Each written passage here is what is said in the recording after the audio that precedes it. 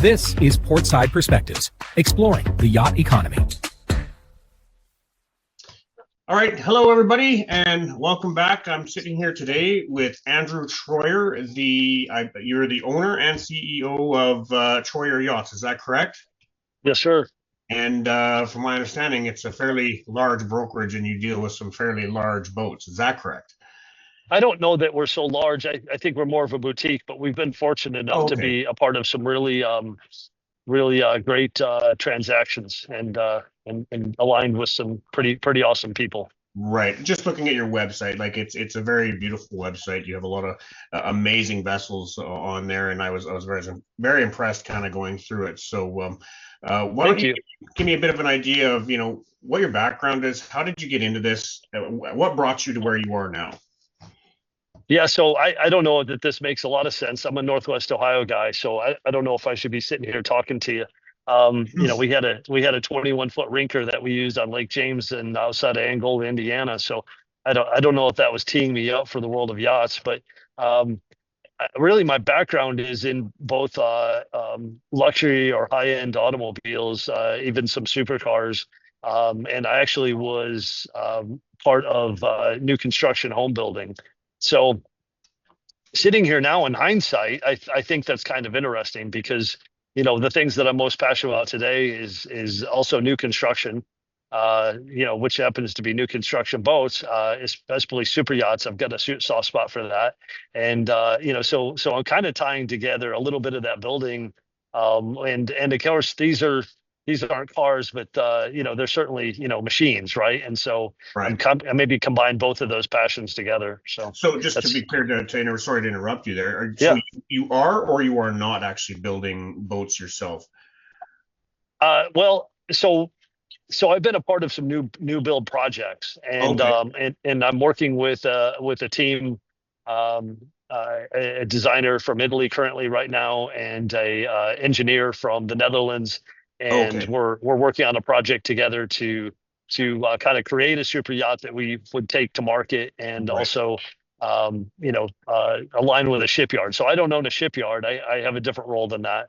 I'm not sure if I have enough hair left on my head necessarily to own a shipyard. So I imagine you know a little bit about shipyards yourself. So A little bit, yeah. And I was going to follow up a little bit down the line with questions. I did kind of cut you off in your explanation of what your background is, where you're coming from. But I was going to ask, is it something you would like to do? Is get into actually designing and building yachts? Or are you just kind of working? You'd rather just work with the builder and let them do the work, and you kind of have your say in designing and that sort of thing.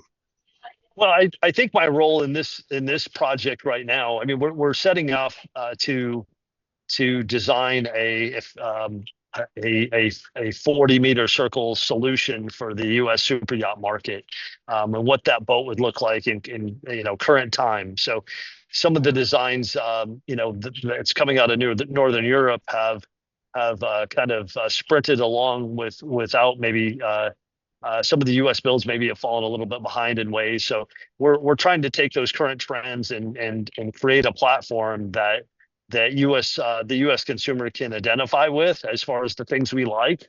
Because what we're talking about ultimately, when you start looking at different countries and continents, is you really get into culture. We live differently as Americans than what you would in Italy, right? I mean, there's a reason that the crew quarters are so small, typically in an Italian-built boat, and that's because in Italy, oftentimes you don't have a lot of space. You might have a very, very small apartment, and so the expectations are of such. So, and that may apply also to the owner's suite. What we're creating is a very luxurious owner's suite because as Americans, we live big. So we want big bathrooms, we want big Yeah. staterooms, we want big. So we're dealing with we're taking it from my almost 2 decades of experience working with consumers here in the U.S. and creating a platform that we think will put smiles on people's faces. So Right. So you said even when you're talking about your background there, you were into like construction and stuff. So how long have you actually been in this world of yacht brokerages and all of that? And how did you start? How did you even start getting into were you a broker initially? yeah, so I So I started about 19 and a half years ago. And I started with very, very small boats in a smaller area, if you will, up in Destin, Florida. One of my, first transactions was, $6,700.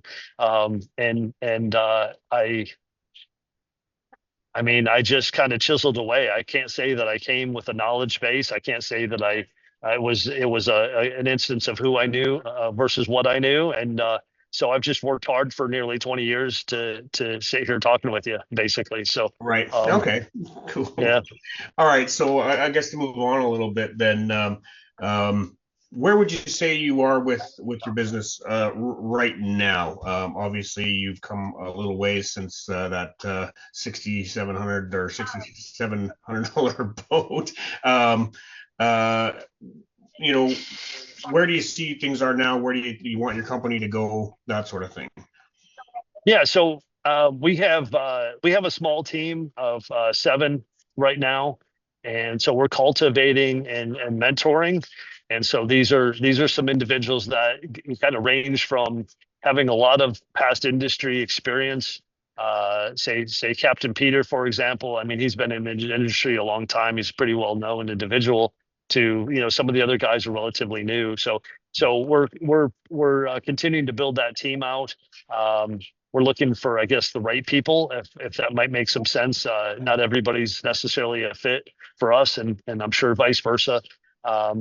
And so that's put us in an interesting range. So I think we're covering areas from, relatively small boats and center consoles now up to, 50, 60 meter vessels. And that, again, it depends on, the individual as to where in that space they're playing.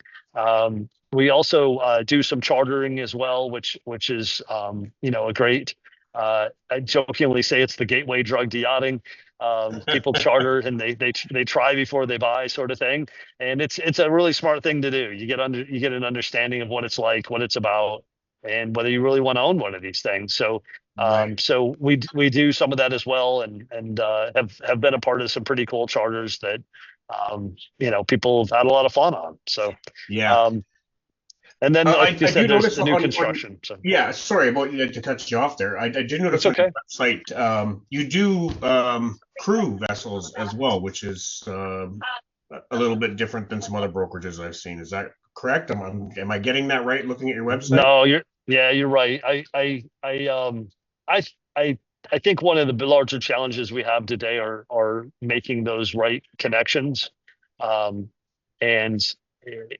having a captain that you have some synergy with is not always easy. Yeah. So we get involved in that, and we get involved with the vetting process, as well as potentially the interviewing process.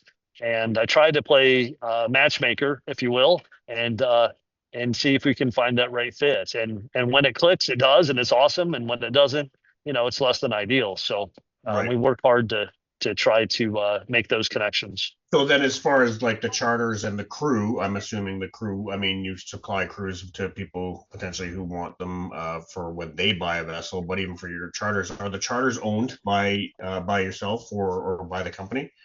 No, charters are owned by, and yachting charters are owned by the owner. So whoever owns the boat, they and I don't own boats. I've got a lot to do, but yeah, the super yacht would be owned by Mr. and Mrs. Or whatever company they have created to hold the entity. And so their crew operates that vessel at charter. We just help facilitate that when we can, and we can offer the boat for charter to the market, or we can work on the sales side and help book the charters.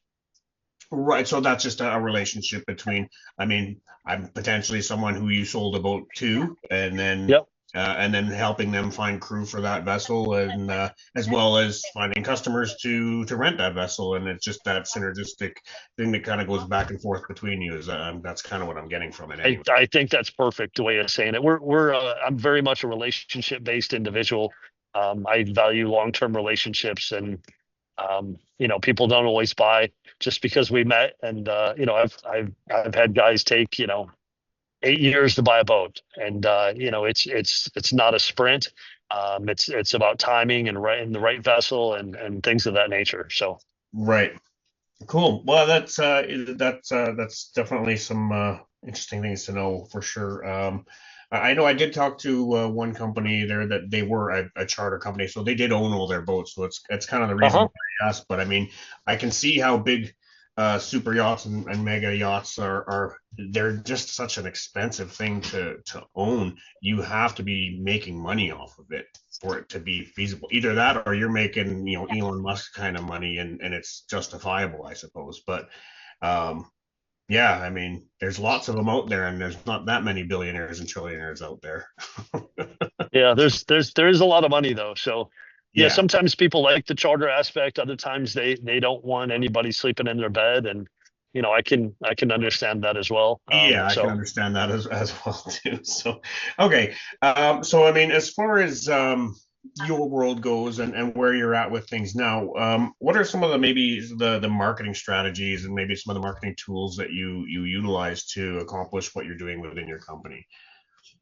yeah, so as far as offering vessels for sale, there's a couple MLSs that are worthy of utilizing, and so we do we're active on social media to make sure that vessels are being pushed. We're active in networking, which is more times than not a face-to-face type of exchange.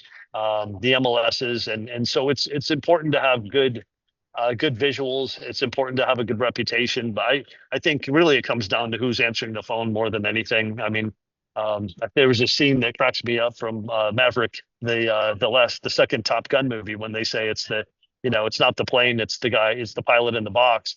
And I think there's a lot of truth to that. I think at the end of the day, I mean, a lot of us are doing very similar things in our companies. It really boils down to who are you dealing with, and Right. the success, of the successful outcome, it really boils down to who the individual was that you had kind of running the program. So, Right. um, so we're very intentional in our actions and what we do and our follow up. And I preach answering the phone, which is seems like a comical thing to do, but when my phone rings, I answer my phone. So, Well, it's um, it's super important, and I think in any marketing strategy, you can do all the things in the world to drive people to your business. But if you aren't answering the phone, number one, that's horrible. And if you have the wrong person, like you said, answering the phone, it may be just as horrible or even worse. So, I yeah, mean, I get exactly what you're saying. you got to be able to build trust. And I'm a show up guy too, and I'll give you an example which is a little painful. Last week I had another broker call from a boat that we have for sale, and wanted to show it to a client, and I commit to showing up. So I happened to be out of town with my family, and I flew in for that because that's what I committed to the owner for. And 10 o'clock the night before the showing, the broker cancels. So it is what it is. I mean, that's life. And I was out of town with my family, and I that's just how the cookie crumbles. But we work hard to be present, and that's in all instances, because I don't feel like it's really the boss's responsibility to just or the crew's just to dump this thing off and say, hey, you deal with it. Right. We're there to provide a service, and pay attention, and make sure things go accordingly, to the best of our ability. So Right. So just sticking with that whole marketing thing, I spoke to a young broker yesterday. We did another podcast and recording, and that'll be up yeah. soon. And the thing we were chatting about was the difference between an older broker who has that massive network of people, and they get a lot of return customers, a lot of return clients, where a younger guy trying to break in is trying to find a new way to get attention and get new customers. And we got into utilizing social media and some newer Mhm. technologies that maybe an older broker may not be comfortable with or used to or even care to use, because they're so used to just doing things the way they have been for forever, and they have this base of clients and a network. You maybe make a comment on that, whatever came to your mind when I was speaking there? Yeah, I personally, and I don't know, maybe I'm becoming the older guy in the conversation, but No, I've you're a spring yeah. chicken. Yeah, I'm in my 50s, so I'm not exactly 27, but I'm a huge proponent of social media. I think the reality is that people are on it. I mean, I know I'm connected just, say on one of the networks, I know I'm connected with at least a half a dozen guys that, have a $1 billion net worth, and they're looking. So I'm not going to say that social media drives the bus, but I do think it's important to be able to convey the lifestyle and what we're involved in and what we're doing. And I do think people are seeing those things. And if he hears this, he'll probably laugh. But I've got a really great friendship from a guy that saw, my activity on social media, and as he would do, he calls up his, I think it was his senator, and asked who I was. Like, the senator would know, and which is funny. But the point is that he's, that people, I think people are looking. I think they're cautious. I think we have more reason to be cautious today than ever. I do a lot of background checks on people I associate with, because I want things to be good. I don't want to associate with people that have horrendously questionable backgrounds and things of that nature. So, and I know Mr. and Mrs. Don't want to be entangled in that either. So, I think there's a lot of power to the social media platforms and having those connections. And I post a lot of family stuff even because I think it's relevant. I'm more than just a yacht broker. I've got a family and a life, and and I think, like I said, I think people ultimately are watching. So Yeah, no, I agree 100%. In the little bit that I've, I guess reasonably short time I've been in marketing and such, it is important to share the whole you, because it does build that trust. I 100% agree with you in that. It may be why we're even talking right now. I guess I didn't think of it that way, but I mean, this is an opportunity. Maybe somebody's watching this and say, this Andrew guy might be an okay guy. Maybe they think I'm an idiot. I don't know, but in either case, I mean, this is who I am, right? And so, it's an opportunity to maybe somebody to look at that and get a little bit of grasp as to the type of character that I am. So yeah, and it's part of why I'm doing this too, to try and highlight people like yourself and give you a chance to kind of share a little bit more of yourself and let people know who you are. And sticking with this marketing thing, just one last question on like the tools and stuff. Has your company been tapping into or utilizing any of the newer AI technologies for anything within the business and that sort of thing? Are you finding that or even the industry as a whole, in your experience, is kind of lagging behind in that and needs to catch up? What's your thoughts on that? That's a great question. I don't know what the industry as a whole is doing. I mean, I use AI every day. It's a tool. It's not a replacement for anything in my world, but it is a tool. If I feed it properly, it seems like I can get a relatively positive response. But there's certainly a lot of tweaking involved and massaging even after maybe I get an answer. But I do find it to be a time saver. So I guess I was more referring to AI tools as far as business tools, not just like ChatGPT and trying to get answers to questions and things, but actually like setting up some automations and other AI tools within the business that help with efficiency and kind of taking time and taking it away from you and putting it onto a machine is kind of what I was referring to. Are you tapping into any of that stuff at all, or is that? I'm not. I guess I'm a little old fashioned. I like phone calls. So if I can get you on the phone, I'm happy to do that. And that's what helps me build relationships. Right. And I'm probably going to be the guy that's the last guy to want to automate those things, because I'm a relationship guy. I build long-term relationships, and I mean, all this technology is fantastic, but I agree with you. I mean, as far as like phone conversations and things like that, I do know that AI is capable of simulating your voice and your personality and doing all of that. I don't agree with it in the sales space as much. I agree with you on that 100%. But I do know that there are many, many other tools as far as doing outreach and lead generation and things like that can be automated, is kind of what I was referring to. But I mean, okay, now that you bring it up, I mean, yes, that technology is out there, and I 100% agree with you, especially in the business you're in, that those simulated voices are cool, but I don't think they're ever going to replace yourself or any one of your brokers. I wholeheartedly agree with that. At least at the where the technology is right now. But Right. Yeah, it's a you know, very personal business, I think. And yeah, um, I agree. I think yeah, when you're spending a couple $1 million on a vessel or that sort of thing, there's got to be a certain amount of trust there for sure, right? yeah, absolutely. Cool. So, I mean, I'm trying to get through all my questions here without taking up too Yes. much of your time here. But No, it's a pleasure. what's one of the biggest challenges, or a couple of the challenges that you face within your business and what you're doing currently?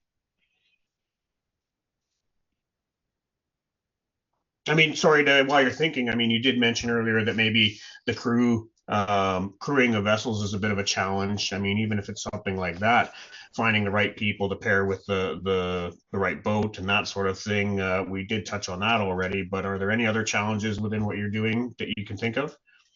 Yeah, I think one of the challenges that we're working to tackle right now is the lack of super yacht production in the United States. And I'm again, as I said, I'm a Midwest guy. I understand blue collar. I grew up around blue collar, and I understand from that experience what impacts organizations have to small communities. And currently there's about 1,250, say, super yachts being built um, globally. And out of those, I would say there's probably five of those being built in the United States. And so, we're trying to do what we can. I think that's an alarming thing to see. We watched production kind of be decimated here over the past couple of decades, um, and so we're trying to tackle that a little, as we can. Again, we're not we're a small boutique Has it organization. have you found It's that a pretty big ball. So those builds have just shifted to other countries and other places, but they're still being built, or is it just as a whole the number of builds that are happening have diminished? no, the builds are happening. I mean, I would say easily 50% of the new production taking place is consumed by Americans, but it's taking place it's taking place in Northern Europe, which they do, a phenomenal job. It's taking place in Italy and Turkey and, all kinds of places. And, to me, it's a little alarming that it's not taking place here more. We have the ability to do it. And so that kind of goes back to some projects that we've gotten involved in to put some maybe new blood, new lifeblood into that sort of sector. And not that the U.S. is going to, necessarily needs to even dominate. I think there's a place for all of these shipyards. So whether it's Italy or Turkey or the Netherlands, I think there's a place for everybody. But I think our place, especially considering we're consuming so much as far as the actual order book, it seems like we could be doing a little bit better than maybe five boats currently. So, Do you have any insight as to why maybe it has diminished within the U.S. or what caused it? I mean, if the shipyards are here and they were building in the past, do you have any insight as to why it dropped off? well, I feel like I got to be a little careful here. Let's talk cars for a minute.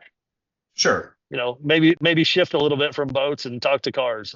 You know, um, there was a time period in this country that everybody probably had a GM, or a Chevy or a Ford or a Chrysler. And Sure are a lot of and Toyotas and Nissans out there nowadays.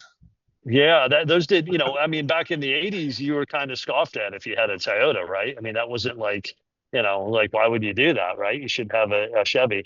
And I think the answer to that, to a lot of degree, is frankly, I think there was a level of complacency on the part of the big three. I think there was a level of maybe arrogance that said, "Hey, we're General Motors," and they are. I mean, I drive a Chevy, right? So I mean, they're great vehicles, but I also, there's a reason that BMW is here in the force that they are, and Mercedes and Toyota and you name it. And again, there's nothing wrong with that, but isn't it interesting how they've actually dominated it? When I was a kid, the Ford Taurus was the end all, sort of common vehicle. Everybody had a Taurus or a Taurus wagon, and now today it's a Camry, and everybody's got a Yeah. Camry. So I think that complacency has a lot to do with that. I think you have to continue to evolve. I think you have to be innovative.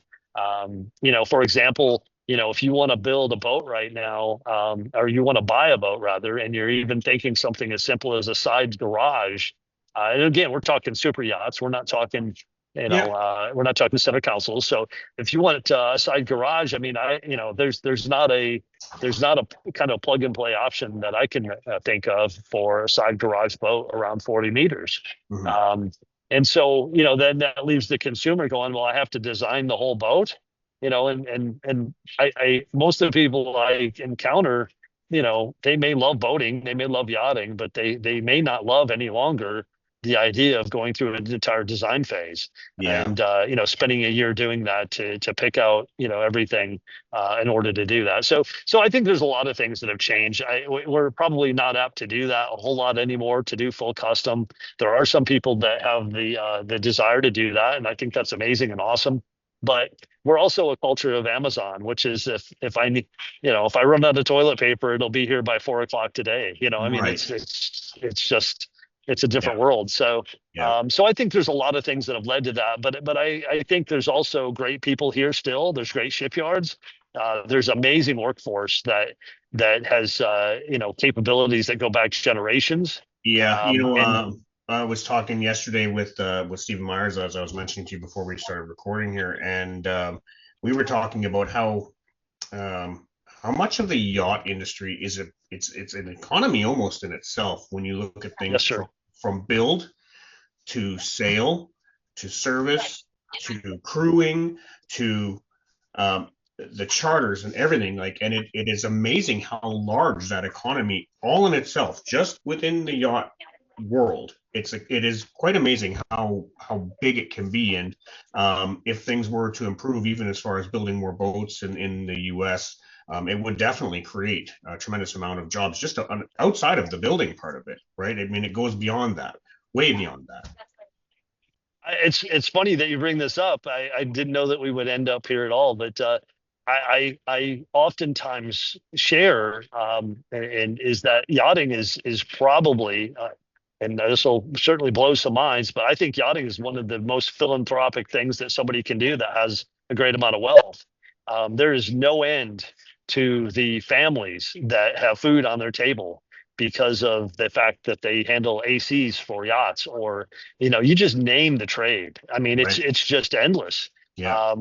And they what we owe them is the enjoyment and fun of being aboard, and what they give to us is an opportunity to have a small business and livelihood. And right. Yeah, that's exactly it's what crazy. I'm talking about. Yeah, it is. It's mind-blowing how it is, how far-reaching the effects of building one mega yacht or super yacht can go. And not even just the big ones. I mean, everything down to the smaller boats, everything. Yeah. I mean, if you go up to Tennessee and you see where they're building, HCBs, I mean, there's a lot of boys with pickup trucks that are parked in that garage that are, or that parking lot that are getting paychecks every week. Yeah.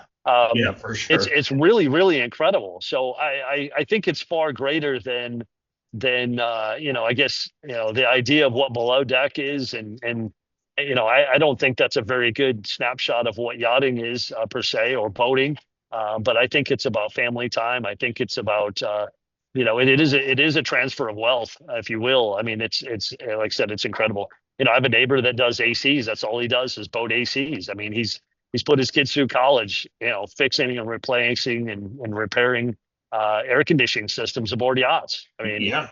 It's like that conversation I had with Stephen was you obviously feel very much the same way, and it is pretty apparent pretty quick how widespread it is. So well, I will tell you this: I'm extremely grateful. I mean, I my family was from agriculture. I could have spent my life in a factory pushing a button, I guess. I mean, that was real as far as the opportunities go in the small Northwest Ohio town I was in. Mm-hmm. And it's amazing. It's amazing to be part of this industry. So I'd like to keep it alive. Yeah. Well, speaking of keeping it alive, where do you see things going within the industry? I mean, maybe touch on maybe where things were, where you see it kind of going now. Again, speaking to somebody the other day, they were saying during COVID, there seemed to be this ramp up of people buying, especially smaller vessels. Um, but there was like this ramp up, and then shortly after, and things kind of went back to normal. It came back down. Are you seeing the same sort of thing, or has it been like a steady climb up? Or what are you seeing within the industry as far as sales and charters and all of that? I think we've returned to some normality. I think that was pretty wild. I think everybody decided that the level of crazy we were experiencing equaled they needed to go do something, and and nobody, at least for a short time, you didn't know whether you're going to live or die, I guess, and you said, well, throw caution to the wind, and we'll go boating, we'll go RVing, we'll go do whatever this is, and I Right. certainly get it. We did a lot of travel ourselves. We did a lot of hiking, and we wanted to be outdoors in the nature, and have, again, some sort of normality to our life. But I think we're back to kind of a level playing field. For as far as trends go, I mean, yeah, there's some things that are definitely shifting. I mean, we're seeing a lot of great, new designs that have interior spaces as far as garages and beach clubs, and I'm part of a team, I guess, if you will, right now, that we're putting a wellness center into a boat, and that's something that I think is only going to continue. I mean, so we're going to have a sauna, a cold plunge pool. I mean, these are specific health, driven, needs, Peloton, free weights, what have you. So, these we have owners now that are far more conscious as far as their health. Hmm. And so that's being incorporated into the boat as well. And then I think there's a kind of a general theme today, which is how much boat can we get into, a smaller package. So everybody seems to want a 50-meter boat, and they want it to be jammed into 35 or 40 meters. So, we're getting a lot of GT in a small package, Hmm. and that's partly, I think, because of crew and limitations, maybe for dockage or even depth. A lot of Americans here, they love the Bahamas, and obviously 9-foot draft makes it a little bit challenging as far as to going to enjoy that. Right. We're seeing a lot of side fold downs. We're seeing that in a line of boats that we represent, which is called Virtue, which is out of Poland. And those are really cool. And it kind of expands the aft section of the boat and makes it kind of beach club like. And I've you seen know, that even on smaller boats, just on just pleasure craft, even smaller ones now, where the gunnels are folding open on the stern and opening up a swim, like a massive swim deck on the back. yeah, Like it's pretty cool. Like yeah, technology that's what we're improving. talking about. 32 foot. I mean, that's that. These Virtue yachts are 32, and now they have a 45 footer. But these are smaller boats that Yeah. make it more fun to just zip over to the Bahamas. So you like Right. that? Yeah. I mean, you like it? Yeah. Okay. Yeah. Well, I just think it's neat. It's something I'd never seen before, and it was well, that's an interesting concept to be able to use technology in an effective way so that it's not a piece of garbage. Because I mean, yeah, it's a cool idea, but if the thing disintegrates and falls apart after a couple of years because it was poorly engineered, then it's not that great of an idea. But Right. I guess see where it goes in the future if it still is something that is going to be something people want. But I just thought it was interesting to see. It was neat to see that sort of thing going on the smaller vessels and all of that. But Yeah. I mean, one quick question on the industry itself and where you kind of see it going. Are you noticing um, with the advent of the internet, we're seeing more and more and more people becoming millionaires and billionaires and creating wealth for themselves just because of the technology of the internet. They have wider reach. They can connect with people across the world and do business remotely over the internet, and it is creating more millionaires and billionaires than have ever been around on the planet before. Are you noticing this affecting the industry and the trend of both charters, purchases, and all of it? Yeah. I am, from the standpoint that I'm seeing individuals at ages that I find hard to imagine. Looking at boats that I go, really?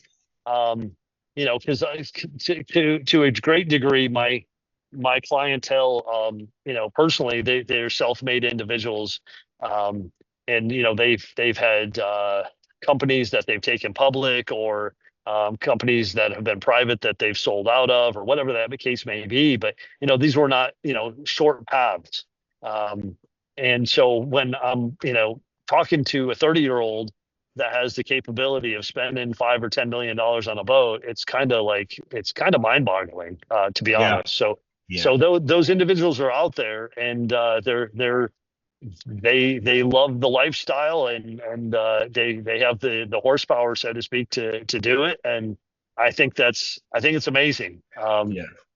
It's not something that I'm used to seeing, I guess. All So right, cool. Well, thanks. That was I ask you of someone who's maybe been around as long as you, because you've seen maybe that transition from a world that didn't have so much internet to a world that is pretty much run by it right now. So absolutely. I know we're kind of going a little bit longer than I had planned, but that's okay. I'll ask one more two-part question here. You can answer it however you like. As far as I try to stick with yachting, but if it's just a travel destination, that's fine. But what's your favorite place to have sailed or been on a vessel to travel to, or is there one specific vessel that sticks out in your mind as your favorite, or really holds a place in your mind? Whether that's something you knew as a younger kid that was a smaller vessel, or something big that is just blowing your mind. You can answer that however you like. Yeah, thank you. So from a destination, boy, that's a tough one. I mean, honestly, the question A and B is really, really tough to kind of parse that down. I will tell you that, in my humble opinion, and I know a lot of owners that don't like to do say the outbound trip from South Florida to the Bahamas. They want to maybe show up to the boat and have the boat being there. But I personally find being aboard at open sea to be something close to therapy. I mean, it is so peaceful. And it's amazing you brought that up, because that is one of that trip from Miami to the Bahamas. I've done it once. I did it on a 65-foot sailboat, and I agree with you. There's some therapy there for sure. Some people, it's a bit too much therapy, and right. they end up getting sick over the side. But yeah, I know it's funny that you bring something like that up. That's interesting. I'm reminded, as you're saying that, to a morning. This goes years back with a guy that's become, a dear friend, Captain Jeremy Cox. He's out of Pensacola, Florida. I went with him on a relocation of a boat, and for a client, and he wanted the boat to go to Mexico. And this is a number of years back. We stopped in Cuba, Cabo San Antonio, and that was a very interesting process that involved guys with fatigues and automatic weapons boarding the boat. So that was certainly a memory. Not exactly peaceful, but I mean, it turned out fine, and we got fueled and we left. But it's a great story. And but I remember that morning there was something special about our departure, and the seas were not flat calm by any means, but they it wasn't especially spicy. So I just remember sitting there, and the sun was coming up, because we had left early enough to kind of see that, and it was coming up, and the water looked amazing. And I still feel that to this day. And we're probably talking, I mean, shoot, I don't know, 12, 14 years ago, right? And I can still sense what that was like. So to me, that destination is actually maybe open water. And there's a lot of great places to go, but open water is special. That's a solid answer. I really appreciate that answer for sure. As a lot of people would say, some vertical rock cliff location where it's just amazing beauty all around them. But I mean, I feel you on that answer, and I really get it and appreciate that answer, and I understand why you said it for sure. I'm glad you've been there. I'm glad you've experienced it. Yeah, I think more people should do it. Is there anything else you want to add before we wrap up here? Any do you have any YouTube channels or social media channels you want to share with people right now? Any place you want people to go to find you, if it's specifically just your website? Sure. Yeah, come visit us at troyeryachts.com. That's TROYER yachts.com.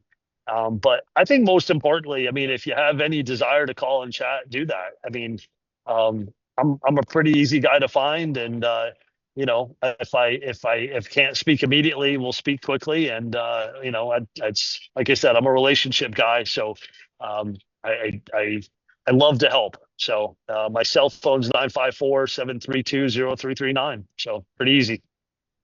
Well, if you're happy to put it out there, I'm happy to broadcast it for you. So, Andrew, it was really, really great talking to you. I had a lot of fun having this conversation with you. You're very knowledgeable, and I'm sure we could probably talk for another half an hour or more. It was fun.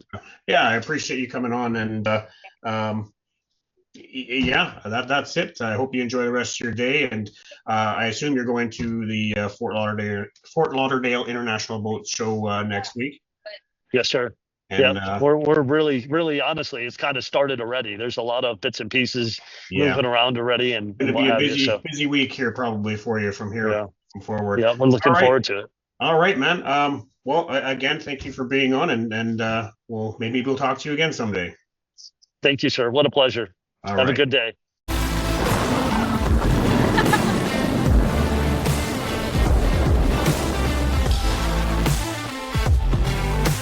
Thanks for sailing with us. This has been Portside Perspectives.